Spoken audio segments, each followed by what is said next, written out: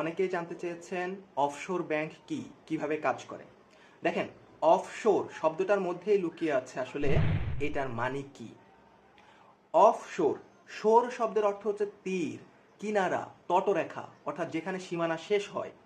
On the other hand, offshore মানে হচ্ছে সীমানা ছাড়িয়ে, সীমানার বাইরে ইত্যাদি। তাহলে এটার বিপরীত কি? এটার বিপরীত হচ্ছে অনশোর। অনশোর মানে সীমানার ভিতরে, অভ্যন্তরে ইত্যাদি। তাহলে দেখেন শব্দটার মধ্যেই কিন্তু আছে অফ শোর মানে সীমানা ছাড়িয়ে। দেখেন বাংলাদেশে অফশোর গ্যাস ফিল্ড আছে। কোথায়? এটা হচ্ছে বঙ্গোপসাগরে সাঙ্গু গ্যাস ক্ষেত্র, এটা বাংলাদেশের একমাত্র অফশোর গ্যাস ক্ষেত্র।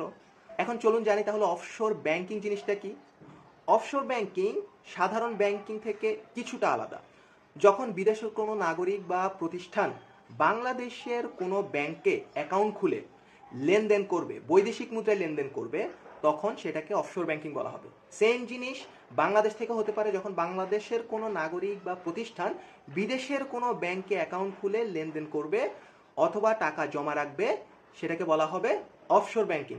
যেমন বাংলাদেশের একজন নাগরিক কথার কথা সিঙ্গাপুরের একটা ব্যাংকে অ্যাকাউন্ট খুলে টাকা জমা রাখলো, লং টার্মে মিড টার্মে টাকা জমা রাখলো অথবা লেনদেন সম্পন্ন করলো, তখন সেটাকে বলা হবে অফশোর ব্যাংকিং। কেন করে এটা মানুষ? অনেকগুলো কারণে অফশোর ব্যাংকিং করতে পারে, কিন্তু মূল কারণগুলো হলো বৈদেশিক লেনদেনের সুবিধা করা, কর সুবিধা পাওয়া এবং টাকার নিরাপত্তা। যেমন আপনি যদি চায়নার সাথে ব্যবসা করে থাকেন, তাহলে চায়নার কোনো একটা ব্যাংকে যদি আপনি ব্যাংক অ্যাকাউন্ট খুলে রাখেন এবং আপনার সেলারকে যদি আপনি অর্থ পরিশোধ করতে চান, বাংলাদেশ থেকে সে অর্থ পরিশোধ করার চাইতে চায়নার ওই ব্যাংক থেকে আপনার সেলারের অ্যাকাউন্টে টাকা ট্রান্সফার করা অনেক সহজ, লেনদেন সহজ হয়। বৈদেশিক বাণিজ্যে লেনদেন সহজ করতে অফশোর ব্যাংকিং করা হয়। 2 নাম্বার, কর সুবিধা। যেমন অনেক দেশে কর অনেক বেশি, বাংলাদেশের কথাই ধরা যাক, বাংলাদেশে সর্বোচ্চ করের হার 30%।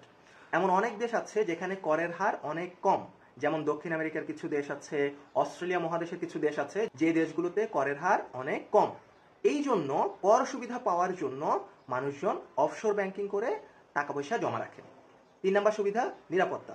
দেখেন, একটা দেশের অর্থনীতি যখন অনেক বেশি ভালনারেবল থাকে, ভোলাটাইল থাকে, অনেক বেশি ইনফ্লেশন থাকে, সুদ হারের অনেক উঠানামা করে, তখন টাকার মূল্য ঝুঁকিতে পড়ে। এই ঝুঁকি থেকে বাঁচার জন্য বিনিয়োগকারীরা দেখা যায় পৃথিবীর যেসব দেশের আর্থিক অবস্থা স্থিতিশীল, যেমন সিঙ্গাপুর, সুইজারল্যান্ড, এইসব দেশে অফশোর ব্যাংকিংয়ের মাধ্যমে টাকা পয়সা জমা রাখে। বাংলাদেশ 2024 সালে অফশোর ব্যাংকিং আইন চালু করে বৈদেশিক মুদ্রার লেনদেন ও বিনিয়োগকে আরও সহজ করার জন্য।